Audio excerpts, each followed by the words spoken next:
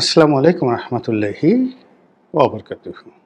সম্মানিত দর্শক, ডক্টর মোহাম্মদ ইউনূস সাহেব লন্ডন যাচ্ছেন। কেন যাচ্ছেন? গ্রেট ব্রিটেনের যে রাজা দ্বিতীয় চার্লস, তিনি তাকে একটি পুরস্কার দেবেন। এখন এই পুরস্কারটি ব্যক্তি মোহাম্মদ ইউনূসের জন্য নাকি অন্তর্বর্তীকালীন সরকারের প্রধান ডক্টর মোহাম্মদ ইউনূসের জন্য, তা আমরা জানি না। দ্বিতীয়ত, তিনি যদি ব্যক্তিগতভাবে এই পুরস্কারটি পেয়ে থাকেন, তাহলে ব্রিটেনের রাজপরিবার তাকে এই পুরস্কারটি কি সফলতার জন্য দিয়েছেন। গত 15 থেকে 16টি বছর ধরে তার 3-0 থিওরি, সোশ্যাল বিজনেস, সামাজিক ব্যবসা এবং 3টি শূন্য বা 3-0 থিওরি, এটা নিয়ে তিনি সারা পৃথিবীতে ব্র্যান্ডিং করেছেন। এছাড়া গত 15, 16, 17 বছর ধরে আমরা আমাদের দেশে কিংবা বিদেশে তার এমন কোনো আবিষ্কার, এমন কোনো কর্ম, এমন কোনো সফলতা দেখিনি যা কিনা একটা পুরস্কার পাওয়ার জন্য তাকে মনোনীত করতে পারে। এখন বিষয়টা হলো রাজা বাদশাদের ইচ্ছা। রাজা সেই মধ্যযুগে যেমন ছিল, এখনও তেমন আছে। রাজার পাত্র থাকে, মিত্র থাকে, ঘোড়া থাকে, হাতি থাকে, এবং রাজার পাত্রমিত্ররা রাজাকে যেভাবে বোঝান ঠিক সেভাবে রাজা চলেন। কার গলায় পুরস্কারের মালা ঝুলবে কিংবা কার গলায় জুতোর মালা ঝুলবে, এরকম রাজাজ্ঞা যখন আসে, ধরে নেওয়া হয় রাজার পাত্রমিত্র যারা রয়েছেন তারা যাকে যেভাবে উপস্থাপন করেছেন রাজা সেভাবেই নেচেছেন। এই ব্যতিক্রম এখনো পর্যন্ত হচ্ছে না কোথাও। তো কাজী ডক্টর মোহাম্মদ ইউনূসের কি কর্মের জন্য রাজার পাত্রমিত্ররা, উজির নাজিররা, সিপাহী কোতোয়ালরা তাকে মনোনীত করেছেন, রাজা জানেন, তার পাত্রমিত্র জানেন, এবং আকাশের মালিক আল্লাহ জানেন, আমরা কিছু জানি না। 2 নম্বর হলো যে গত 10 মাসে একটি অভ্যুত্থানের নায়ক, একটি অভ্যুত্থানের গণ অভ্যুত্থানের মাস্টার প্ল্যানার বা ম্যাটিকুলাস ডিজাইনার হিসেবেও তাকে পুরস্কার দেওয়া যেতে পারে।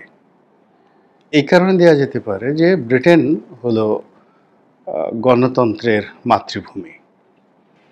আধুনিক গণতন্ত্র বলতে আমরা যা বুঝি সেটি সেই যে ম্যাগনা কার্টার মাধ্যমে শুরু হয়েছে, আজ অবধি এটা কেবলই মাত্র বিকশিত হচ্ছে।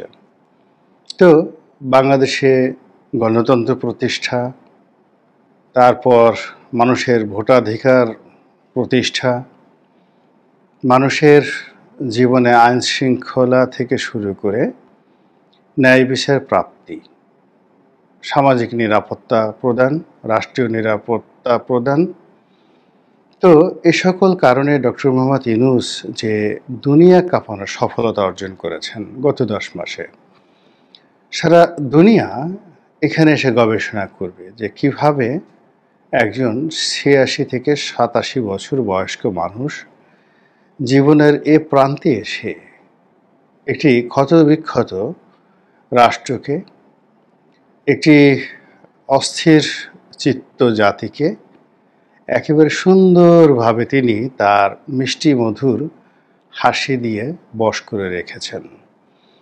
কাজেই তার এই কৌশল নিয়ে গবেষণা হতে পারে এবং তার এই সফলতা নিয়ে তিনি পুরস্কার পেতেই পারেন। এখানে ব্রিটেনের রাজার পুরস্কার তো অতি ক্ষুদ্র, এর চাইতেও আরও বড় বড় পুরস্কার যদি তাকে দেয়া হয় আমরা আশ্চর্য হব না। এনিওয়ে, আমরা যারা ক্ষুদ্র চিন্তার মানুষ বাংলাদেশে, আমরা এ সকল রাজা বাদশাকে নিয়ে বেশি চিন্তা ভাবনা করি না। তারপর বাকিংহাম প্যালেস, দ্বিতীয় চার্লস, তার স্ত্রী ক্যামেলিয়া, এসব নিয়ে আমাদের সাধারণ মানুষের অত মাথা ব্যথা নেই। রাজরাজাদের সম্পর্কে যে গল্প, ওটা মহারানী ভিক্টোরিয়া সম্পর্কে আমরা বেশি জানি বা আগ্রহ আছে ব্রিটিশ কলোনিয়াল সিস্টেমের কারণে। আর এখন যে রাজা, তার প্রথম যিনি স্ত্রী ছিলেন প্রিন্সেস ডায়ানা। তো প্রিন্সেস ডায়ানার রাজকীয় জীবন, তার অনিন্দ্য সুন্দর রাজকীয় যে ভাবমূর্তি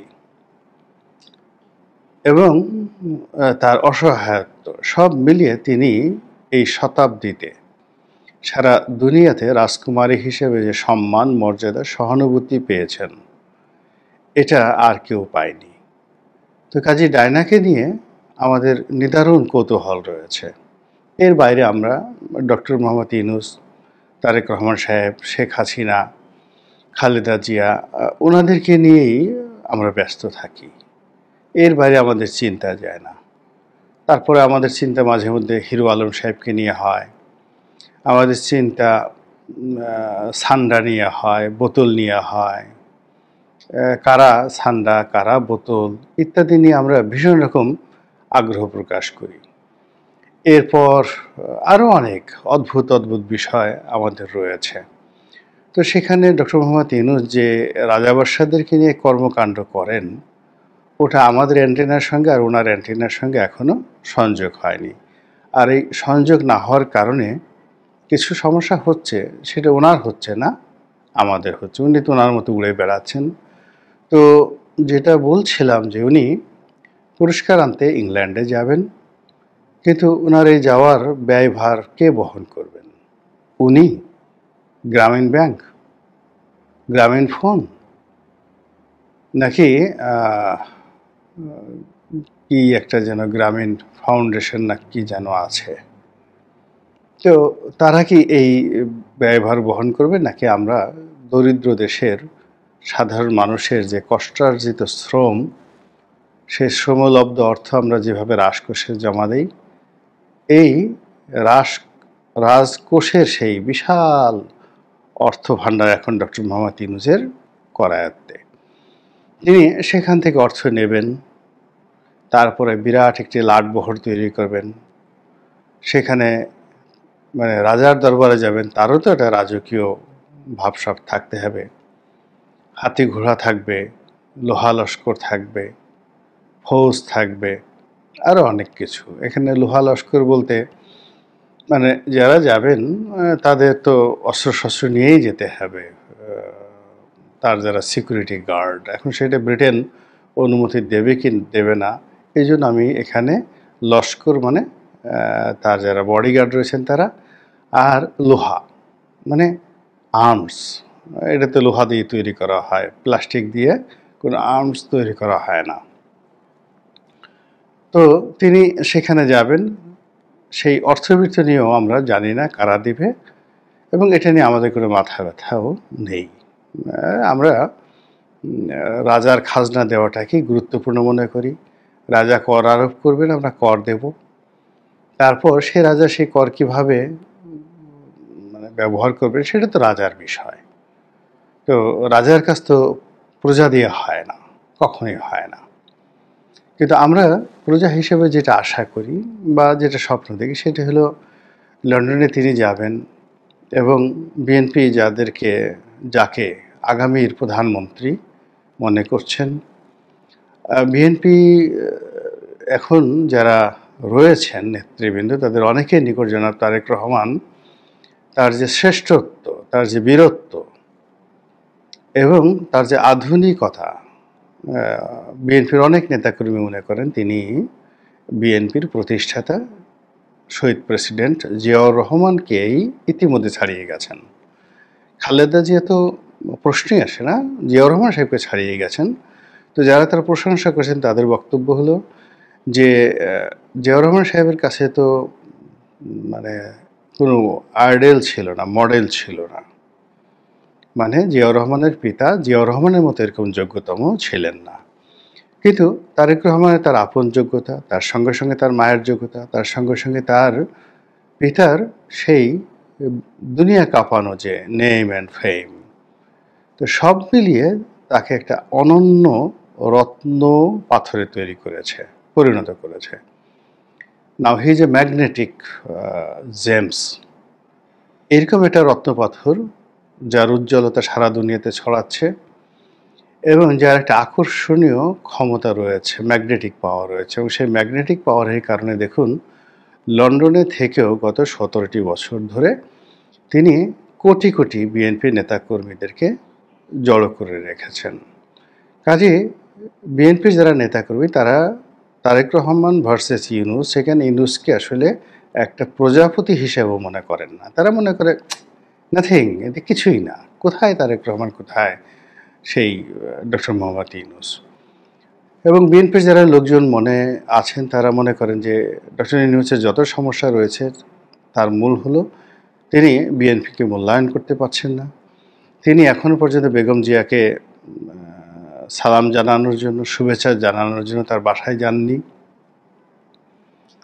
কেন তার এত অহংকার, এটা নিয়ে বিএনপির লোকজনের ভীষণ রকম ক্ষোভ। তিনি লন্ডনে তারেক রহমান সাহেবের সঙ্গে কথাবার্তা বলেছেন কিনা তাও আমরা জানি না। তো দেখা সাক্ষাৎ তাদের হতে পারত, দেখা সাক্ষাৎ হয়েছে কিনা তাও জানি না।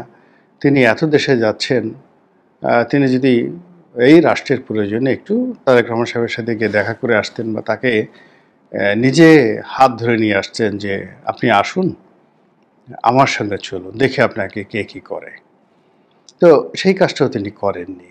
ফলে এটা নিয়ে বিএনপির মনের মধ্যে এক ধরনের যাকে বলা হয় অশান্তি রয়েছে। তো এই অবস্থাতে ডক্টর মোহাম্মদ ইউনূস ইংল্যান্ডে যাচ্ছেন। অনেকে আন্দাজ করছেন যে তারেক রহমান সাহেবের সঙ্গে তার একটা বৈঠক হতে পারে।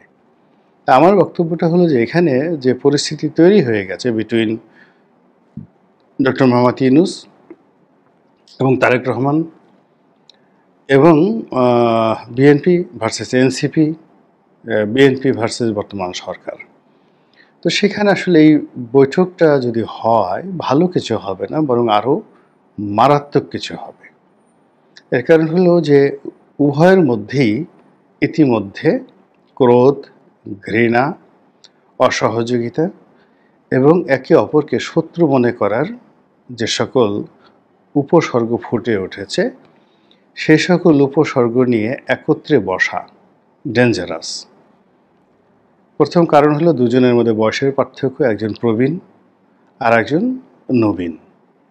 তাদের চিন্তা চেতনার মধ্যে আকাশ এবং পাতাল ডিফারেন্স। 2 নম্বর হলো দুজন ব্যক্তি নিজেদেরকে শ্রেষ্ঠতর মনে করেন। তারা কেউ কাউকে ছাড় দিতে নারাজ। তারেক রহমান সাহেব, তিনি এবং তার লোকজন তারা মনে করেন আমরা শ্রেষ্ঠ, আমরা রাজনীতির পিথাগোরাস। আর ডক্টর মোহাম্মদ ইউনূস মনে করেন যে আমি সারা পৃথিবীর পিথাগোরাস, রাজনীতি, অর্থনীতি সব ক্ষেত্রে, স্পোর্টস সব ক্ষেত্রে আমি পৃথিবীর পিথাগোরাস।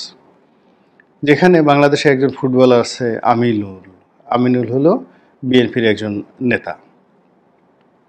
তো যেখানে তারেক রহমান সাহেব আমিনুলের বন্ধুত্ব, আমিনুলের হাতের ট্রফি কিংবা আমিনুলের মাধ্যমে বাংলাদেশের ফুটবলকে উন্নত করতে চাচ্ছেন, তো সেখানে ডক্টর মোহাম্মদ ইউনূস মনে করেন যে স্পোর্টস যদি বলা হয় তো স্পোর্টসের ক্ষেত্রে তারেক রহমান সাহেব তার কাছে এখনও একেবারে একটি স্থানীয় সংগঠক, উপজেলা পর্যায়ের সংগঠন।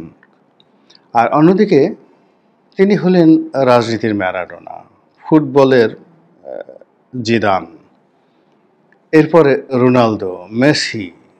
সারা পৃথিবীর ফুটবল বলেন, ক্রিকেট বলেন, অলিম্পিক বলেন, সমস্ত খেলাধুলা, স্পোর্টস ওয়ার্ল্ড ডক্টর মোহাম্মদ ইউনূসের নামে পাগল।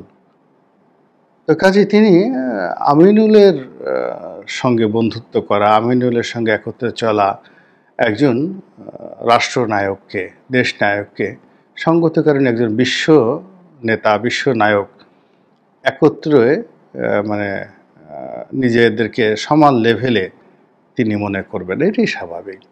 তো তো সে অবস্থায় তাদের যে বৈঠকটি, সেই বৈঠকে অনেকগুলো তিক্ততা তৈরি হবে এবং এখন যে সম্পর্ক, সেই সম্পর্কটা নষ্ট হয়ে যাবে আরও যতটুকু অবশিষ্ট রয়েছে।